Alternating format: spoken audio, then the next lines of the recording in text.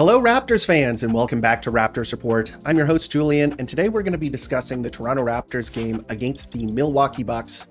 But before we do that, I kind of want to delve into the star power that the Toronto Raptors have exhibited this season.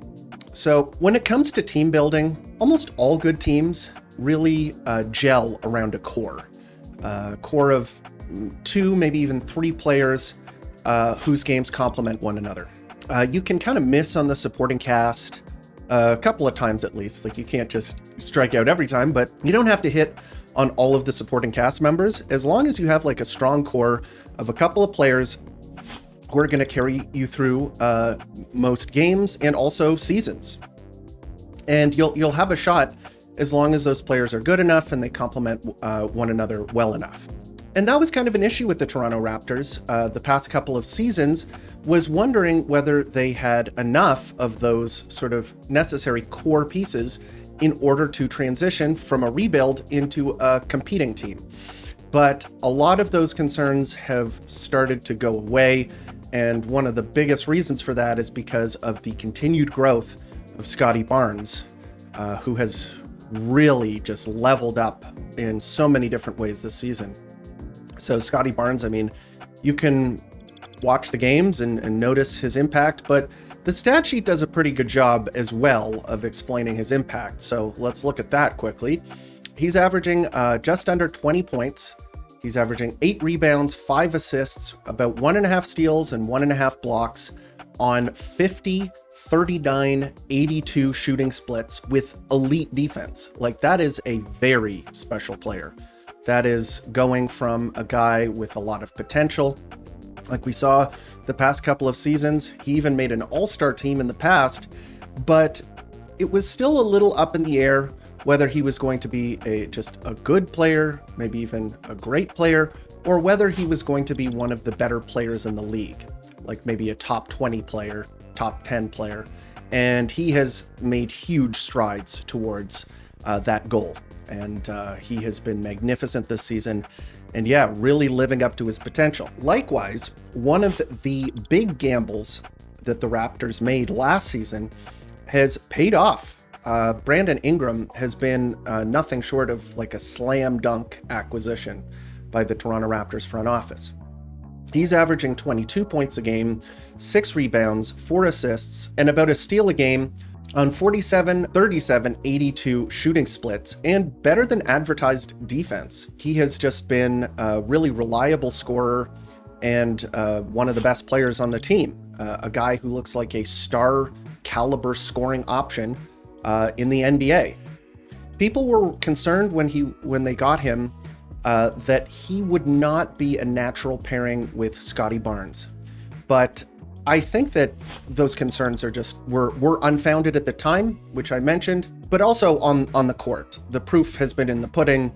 We've been able to watch these guys for about a third of a season now, and they have been a really strong pairing with one another.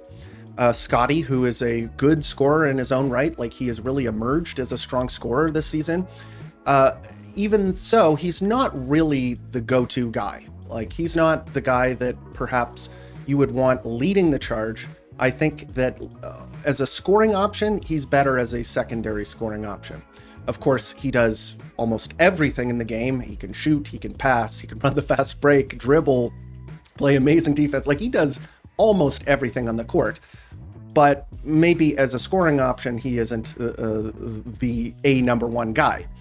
And Ingram has kind of filled in that role. And he has been the most consistent scorer on the team. And I think he was labeled as the solution to their clutch time scoring problems, where they wanted a guy who could close out games. And he's been able to do that for them. But I think one of the most important things that he's brought to this team is just as a steady point producer. Offenses without like a polished half-court scoring option, they can often sputter and stall. Because a lot of the time when you're scoring without that, it comes off of, fast breaks, off defensive breakdowns, maybe somebody getting hot at the right time. A lot of the time, those types of points will occur during a game, and you can get a lot of points that way. But if you don't have a guy who can produce the points, you can go for long stretches without scoring many points at all. Sometimes you can go for like 5 minutes of game time without scoring a single point. And as we've seen over the past half decade, that's been a big problem with the Toronto Raptors. There were those scoring droughts where nobody could really go out and get you a bucket. And Brandon Ingram, for the most part, has solved that issue. And as a result, the Toronto Raptors their offense has looked a lot better. They've been able to skirt those scoring droughts that could really flip a game on its head. You could be way ahead and then go 5 minutes, as I said, without scoring, and then the other team's right back into it. That's just not happening as much this season, and he's a big reason why. It's really been a testament to those two players that the Toronto Raptors have been able to survive the inconsistencies and injuries of their supporting cast. So, I mean, Jakob Poeltl has been in and out of the lineup with the back troubles that he's been experiencing. Immanuel Quickley, it seems like he's very dependent on Jakob Poeltl, because Jakob Poeltl is one of the only players that is a screen-setting big that actually sets like real screens. And Immanuel Quickley is very reliant on that type of player, so he's been inconsistent as well. RJ was consistent when he was playing, but then suffered that knee injury and has missed 10 games so far. And the backup wings on the team have largely flopped. None of them has really stood out head and shoulders above the rest to really claim the spot that has been vacated by RJ Barrett.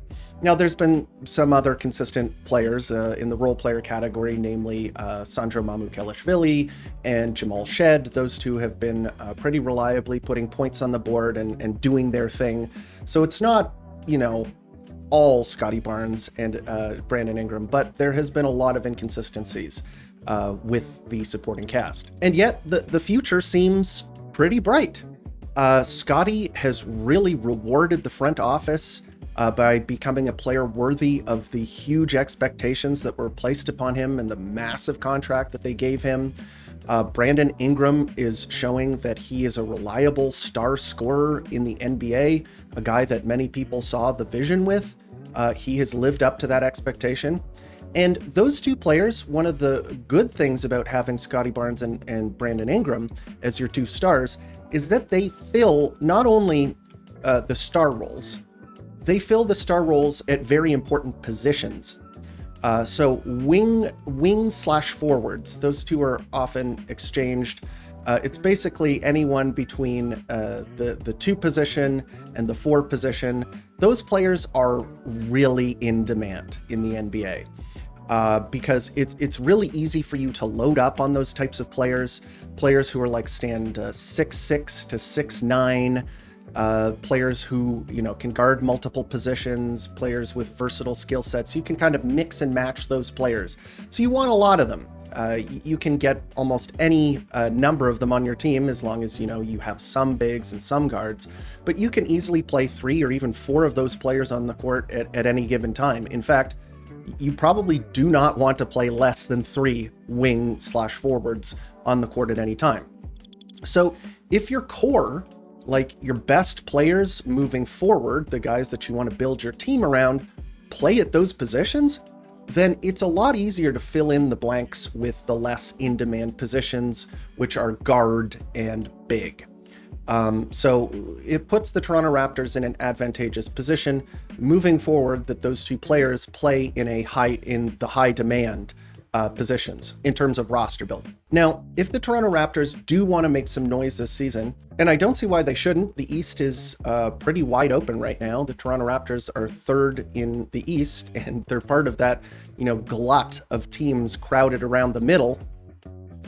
They'll have to sort out some roster issues like backup center, which I've mentioned many times, and also figure out their backup wing position, where not many people have kind of jumped out as potential contributors, at least this season. But with that said, for the first time in a while, it doesn't look like they have an issue with the fundamental building blocks of their team. Having 2 core players that are as good as Scottie Barnes and Brandon Ingram makes me a lot more confident in this team moving forward. It creates a roadmap that is a lot easier to follow than it looked in seasons past where things weren't so clear. So yeah, I just wanted to talk about those two as stars, as the core of the team moving forward, and really kind of break down what I've seen from them and how it figures into the long-term team building aspect of the Toronto Raptors. And with that, we are going to be getting into the game that the Toronto Raptors played against the Milwaukee Bucks. And again, we're going to be doing the spotlight, where I spotlight a couple of players, both on the good side of the ledger and the bad side of the ledger. And we'll start off this game with Scottie Barnes. I think that this was a magnificent performance from Scottie Barnes. He was the best player on the floor on both ends. It was so apparent from the minute the game started that he was not going to be denied in almost any category. Let's take a look at the stat sheet. It is mind-boggling how good he was in this game. So he had 24 points on 10 of 14 shooting and 2 of 3 from 3. Unfortunately, 2 of 5 from the free throw line. But that type of efficiency is really something. Miles Turner is not an amazing, like a tough guy on offense, but he is a pretty good shot blocker. And Scottie Barnes just did not fear him at all. He went to the basket over and over again. And the Milwaukee Bucks are a little small on the wing. They run AJ Green, Gary Trent Jr., Kevin Porter Jr., Ryan Rollins, Gary Harris. Those guys are just not physically equipped to guard Scottie Barnes. Even guys like Jericho Sims, who is kind of the power forward and would be the more natural player to guard Scottie Barnes, he doesn't have the coordination to stop Scottie Barnes from sort of getting inside into a spot. So it was just kind of like open season for Scottie Barnes to go to the basket last night. He was punishing the Milwaukee Bucks in transition, from beyond the arc, like just in so many different ways.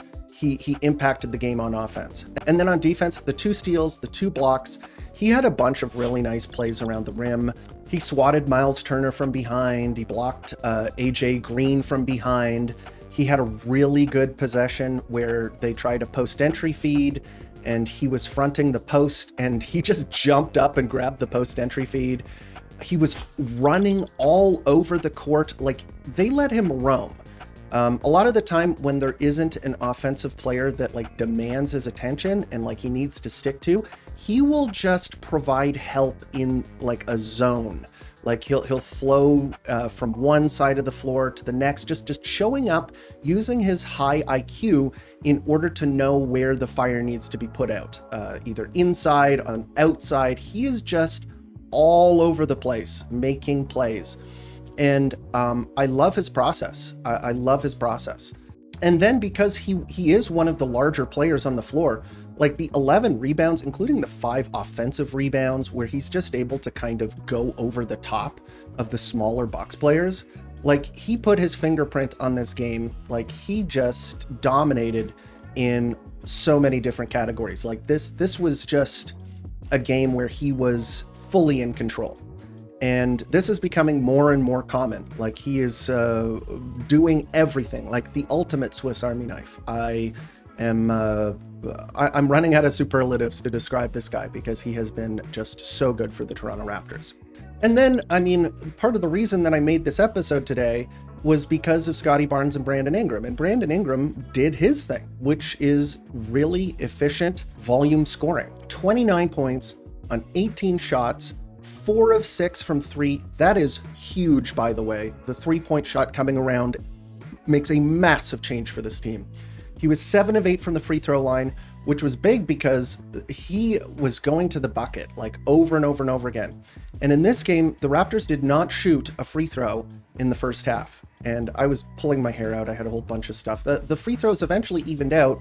And part of that was because refs are people and they know when teams feel like they're getting screwed.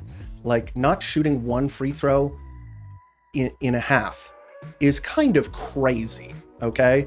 So he knew that going to the basket, he was going to start getting rewarded, and he just kept doing that. 7 of 8 from the free throw line, 8 rebounds, again, against a team like the Bucks, where they have a couple of bigs and then they have a bunch of smaller players. 8 rebounds, that's what you want to see. Brandon Ingram has very long arms. He's a tall player. He can go get those boards. 3 assists, 2 steals, 4 turnovers, and he had the highest plus minus in this game. I thought it was a really impressive performance. The confidence in the catch and shoot shot is clearly there now. The Raptors are looking to set him up. Jamal Shed is constantly looking to find Brandon Ingram on the 3-point line so that he can just step into one of those threes, and it's looking pure coming out of his hands. Like it is just a nice looking shot. I'm not surprised that he's finding success with it right now.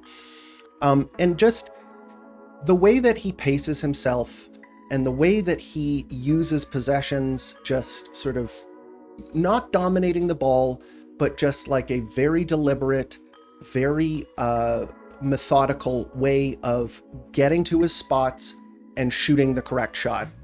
I think that his offensive process has been almost note perfect. When you're playing alongside another guy like Scottie Barnes, who's more of an opportunistic scorer, you don't want to like rip the ball away from a guy like that. You don't want to just hog the ball. You want Scottie Barnes to be able to shine on offense too. So the ability to know when to pick your spots and know when to get the shots up has been a big factor in why those two have looked so successful together. And he had a good floor game too. I mean, like, he's packed up the stat sheet, 8 rebounds, 3 assists, 2 steals. I think that he has been a huge boon for the Toronto Raptors. So great game from him. And then we'll go to a player that I think had a bad game in a notable way, and that was Immanuel Quickley. So Immanuel Quickley had 9 points on 3 of 11 shooting. He was 0 of 4 from 3, 3 of 4 from the free throw line, and he did have 6 rebounds, 10 assists, which is good, 1 steal, and 2 turnovers. So the 10 assists were nice. I think that when he can't get himself going with the Jakob Poeltl screens, which he is really, really dependent on, he tries to facilitate. And I think that's good. I mean, he was finding Scottie Barnes going to the rim, like with space to go to the rim. He was looking for Brandon Ingram on the perimeter in his spots. He was trying to play the facilitator role because he just really did not have it going on offense. I think that he should have played better this game. He missed open shots. Like, most of the 3-point shots that he missed this game were open. Like, they were just shots where somebody else created the look for him and he shot it and missed. And some of those were like shots that I'm okay with, like early in the shot clock. I'm okay with him shooting the ball whenever he's open. As I've mentioned in the past, he is one of the best shooters on the team. I'm okay with that, but he just was not successful. The reason I'm bringing him up right now is because it underscores what the Toronto Raptors need. They need a backup center that can set screens effectively. Scottie Barnes, for all of the amazing things that he does on the court, is not a good screen setter. He is a guy who tries to slip the screen every time down the floor. And I'm not sure why he does that or what the thought process is there, but he has not been to date a very effective player as the roll man in the pick and roll. And that is something that Immanuel Quickley needs in order to be successful. And I saw a lot of people on social media saying, like, well, if, he needs a screen and he can't do anything else, then, like, is this a guy we should even have on the team? And I have to say, like, having a pick and roll heavy guard, that is not an uncommon thing in the NBA. And that isn't something that you shouldn't have as part of your team. It's a roster construction issue. It's not the fault of the player who needs a screen setter in order to be good. It's the fault of the team for having one guy who can set good screens. And I would like to see them go out and get another guy who can competently set a strong screen for Immanuel Quickley to use, because it's almost night and day how efficient he is when Jakob Poeltl is in the game. When Jakob Poeltl is in the game, even when he's like hobbled and not playing very well, Immanuel Quickley is an expert at using that screen to create the openings that he needs, both in terms of getting into the paint and also freeing himself up to shoot a pull-up jump shot. So it's easy to pin it on him and it's easy to complain about him, but I would like to see how he looks with more players on the team who can set screens. So I'll get off my soapbox now. I don't think it was a great game from him, even considering the 10 assists that he got. Lastly, I will spotlight a guy who has gotten almost no shine from me this season, a guy who I've been talking about in a negative way, and that is Ochai Agbaji. So Ochai Agbaji had a very good game last night. He only played 20 minutes. In fact, I think he should have played more. But he had 10 points on 4 of 7 shooting. He was 2 of 3 from 3. I believe this is the first game that he has hit multiple threes in a game this season. He also had 2 rebounds, 1 assist, a steal, and played good defense too. The past couple of games have actually been quite good for Ochai Agbaji. And it has generally been just about the shooting for him. If he can go back to being a consistent three-point shooter, this is a guy who could be a worthwhile rotation piece. And at the very least, I think that if he continues to play like this, maybe he could salvage some of the potential value that he could have in a trade. So I'm happy. He seems like a good guy. And I was disappointed by how he started the season, but the past couple of games have been pretty promising. And to be honest, he is outplaying the other younger players at the wing spot, namely Grady Dick and Jacoby Walter. He has just been better than them. So in the interests of watching the Toronto Raptors win basketball games, I think that this guy should be getting more minutes. I advocated for completely removing him from the rotation, but now his star is starting to shine a little bit more brightly, and maybe he is the guy that deserves the minutes at that backup wing spot. In any case, there were a couple of other players. I mean, Jamal Shead played well. Sandro played really well. Maybe I could have talked about either of those guys, but you know, they've been pretty consistent, as I've mentioned before. So let's just get into the final thoughts. This was a hard game to watch. Not a lot of flow in this game. The free throw problem at the beginning of the game where the Raptors didn't shoot any free throws. And then in the second half, it felt like the refs were trying to make it up to the Raptors. The Raptors ended up shooting more free throws at the end of the game than the Bucks did. They didn't shoot a single free throw in the first half. Then they shot 21 in the second half. I don't understand the thought process. I thought it was just a poorly reffed game in both directions. In the first half, obviously, the Raptors were getting kind of screwed. In the second half, it looked like the Bucks were kind of getting screwed just because the refs screwed up so badly in the first half. But the Bucks are out of sorts.